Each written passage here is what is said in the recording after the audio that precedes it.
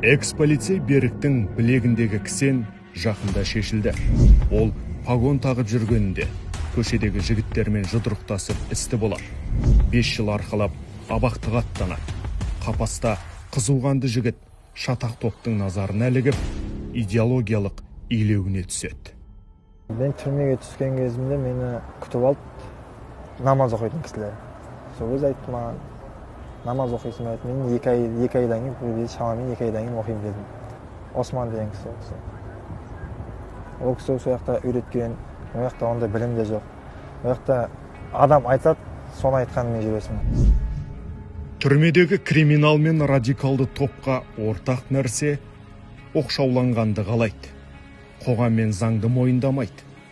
Криминал құқықтық, ал радикал зайырлы мемлекет ұстанымдарына қарсы. Беріктің де діндегі даналықты жоққа шығарып, әлгілерді жағалай бастағанын теологтар бірден байқапты. Түрмеде жүрген кезде жаңағы ағымдардың лидерлерінің қолына түскен ғой.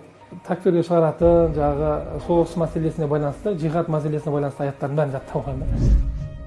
Діни экстремизм қауіпті идеологиялық вирус. Бұл құбылыспен күрес дінмен күрес емес. Қылмысы сараланған сотталушыларды оңалтудың елімізде бірнеше тәсілі бар. Адасқандарды жалғыз оқшаулағаннан гөрі өркениеттің жетістігін жеткізу арқылы бейімдеу жеңіл көрінеді. Қостанай академиясы қылмыстық атқару жүйесі комитетіне мамандарды даярлайтын біздің бір жоғары оқу орны. Оқу орталығының ерекшелігі жаңағы біздің нақты экстремистік және террористік қылмыстар үшін сотталғандарға және деструктивті діни ағымдарға қосылған сотталғандармен жұмыс істейтін мамандарды даярлау. 2020 жылы деструктивтік діни ағымға бейім сотталғандардың арасынан 200 радикалсыздандырылды.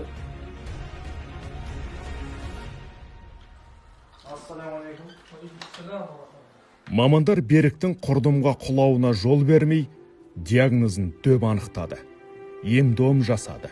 Бірнеше сатылы тексерістен өткен ол шартты түрде бостандыққа шықты. Өтелмеген мерзімі 2 жыл 10 ай. Имам Табари, Ибн Кафир, Хутуби деген сияқты. Жалпы бүкіл ислам әлеміндегі орны қандай. Ол қай ағым болмасын, ол кісілерді міндеттерде өзінің ғалымы деп санайды. Ол кісілерді шетке шығаратын әлемде мұсылман жоқ. Солардың бәрін түсіндіріп келіп, одан кейін барып тәпсірге түсіндірмелерін беріп, жихад туралы әрбір аяттарына жеке-жеке тоқталып, ол кісінің ойын өзгертіп. Хадис, аятты айтсаңыз, сол кезде жаттап алады. Сондай білімге деген құштарлығын көрсеткен. 27 жастағы азамат теологтарының жол сілтеуімен Нұр Мүбәрак университетінің даярлық курсында 1 жыл білімін шыңдады. Шығынды облыстық орталық мешіт көтеріпті. Ол биыл 108 балмен грант иеленді. Діни көзқарасыма шектері болып жатқан жоқ, қайта көмектесіп жатыр. Ең бірінші Құранда аят «Иқра бисми раббика лази халақ». Читай во имя Господа своего, который сотворил все сущие.